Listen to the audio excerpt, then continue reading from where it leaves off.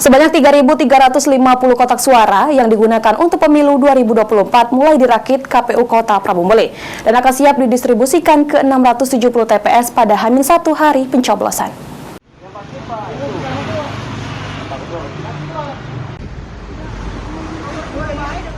KPU Kota Prabu Muli mulai melakukan perakitan kotak suara pemilu 2024 di gudang KPU Prabu Muli, Jalan Jenderal Sudirman, Kelurahan Gunung Ibul, Kecamatan Prabu Muli Timur, Selasa 9 Desember 2023. Ketua KPU Kota Prabu Muli Marjuansyah mengatakan, proses perakitan kotak suara pemilu 2024 saat ini tengah berlangsung.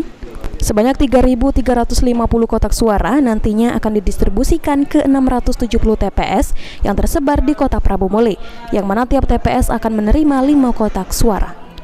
Kotak suara itu untuk menampung surat suara pemilihan presiden dan pemilihan anggota legislatif dari DPR RI, DPRD Provinsi, DPRD Kota, dan DPD Provinsi. Sementara itu, perakitan kotak suara tersebut dilakukan oleh pekerja harian lepas dan ditargetkan selesai dalam beberapa hari ke depan.